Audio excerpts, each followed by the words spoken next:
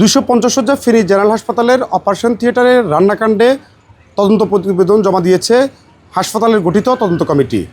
কমিটির সদস্যরা হাসপাতালের এই রান্নাবান্না কাণ্ডে জড়িত অন্তত 10 জন নার্সের বিরুদ্ধে শাস্তিমূলক ব্যবস্থা নেওয়ার জন্য সুপারিশ করেছেন। তদন্তে হাসপাতালের লেবার ওয়ার্ডের কোনো চিকিৎসক কিংবা কর্মকর্তাদের গাফিলতির কোনো চিহ্ন খুঁজে পাননি তদন্ত কমিটি। দর্শক, এই মুহূর্তে আমি আছি 250 শয্যা ফেনী জেনারেল হাসপাতালের সামনে। আমরা যদি আপনাদেরকে একটু জানিয়ে রাখি যে গত 8 জানুয়ারি দৈনিক ফেনীতে প্রকাশিত হাসপাতালের লেবার ওয়ার্ডের অপারেশন থিয়েটারে রান্নাবান্না সংক্রমণের ঝুঁকিতে প্রসূতিরা, এই শিরোনামে একটি সংবাদ প্রকাশের পরে এই সংবাদটি সারা বাংলাদেশে আলোচনার সৃষ্টি করে এবং এই বিষয় নিয়ে তাৎক্ষণিক ফেনী জেনারেল হাসপাতালের পক্ষ থেকে 3 সদস্য বিশিষ্ট একটি তদন্ত কমিটি গঠন করা হয় এবং এই কমিটি পরবর্তী 5 কার্য দিবসের মধ্যে তাদেরকে প্রতিবেদন জমা দেওয়ার জন্য বলা হয়। এর পাশাপাশি চট্টগ্রাম বিভাগীয় কার্যালয় স্বাস্থ্য কার্যালয় থেকে একটি তদন্ত কমিটি করা হয়। কমিটিতে নোয়াখালী জেনারেল হাসপাতালের তত্ত্বাবধায়ক এবং আরএমও, পাশাপাশি সদস্য সচিব হিসেবে এই কমিটিতে ছিলেন ফেনীর সিভিল সার্জন ডাক্তার রুবাইয়াত বিন করিম। ওই কমিটিও ইতিমধ্যে হাসপাতাল তদন্ত করেছেন। হাসপাতাল গঠিত তদন্ত কমিটির একটি সূত্রে আমরা নিশ্চিত হয়েছি এই কমিটির সদস্যরা যে অভিযোগ রয়েছে অপারেশন থিয়েটার রান্নাবান্নার যে বিষয়টি, তার সত্যতা তারা পেয়েছেন এবং এখানে সংশ্লিষ্ট নার্সদের সম্পৃক্ততা তারা পেয়েছেন। কিন্তু সংবেদনশীল এমন একটি ইউনিটে নার্সদের সম্পৃক্ততা পেলেও এখানে দায়িত্বরত চিকিৎসক কিংবা হাসপাতাল কর্মকর্তার যোগসূত্র খুঁজে পাননি তদন্ত কমিটি। এই ঘটনার প্রকাশের পরে হাসপাতালের সেবাগ্রহীতাদের মধ্যে মিশ্র প্রতিক্রিয়া দেখা দিয়েছে।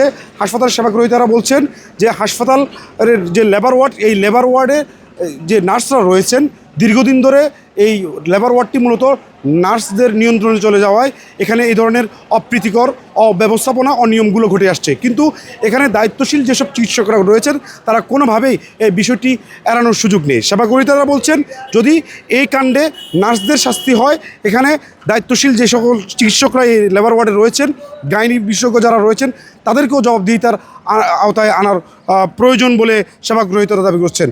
আমরা যদি আপনাদেরকে একটু জানিয়ে রাখি যে আমরা এই বিষয়ে কথা বলেছি চট্টগ্রাম বিভাগীয় পরিচালক স্বাস্থ্য, তিনি আমাদেরকে যেমনটি জানিয়েছেন যে হাসপাতালে গঠিত তদন্ত কমিটি এবং চট্টগ্রাম বিভাগীয় যে কমিটিটি হয়েছে সে উভয় কমিটির তদন্ত প্রতিবেদন হাতে পেলে তদন্ত প্রতিবেদন সাপেক্ষে এই ঘটনার সাথে সম্পৃক্ত সকলকে বিচারের আওতায় আনা হবে এবং তাদের বিরুদ্ধে শাস্তিমূলক ব্যবস্থা নেওয়া হবে।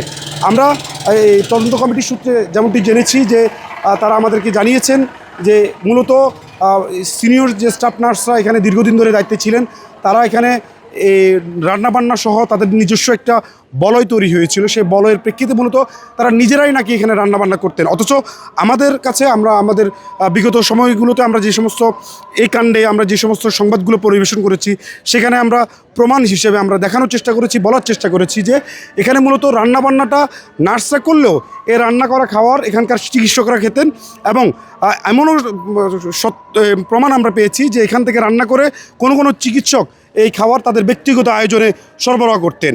এমন একটি কাণ্ডে 2টি তদন্ত কমিটি গঠন করা হয়েছে এবং এই তদন্ত কমিটিগুলো বরাবরই নার্সদের দোষের কথা এখানে আনছেন।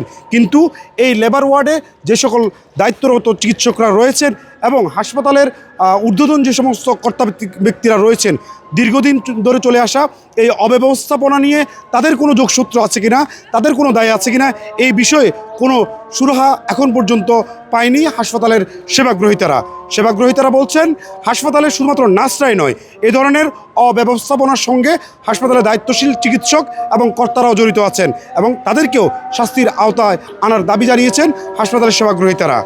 হাসপাতালের রান্নাকাণ্ডের এই ছিল আমার কাছে সর্বশেষ।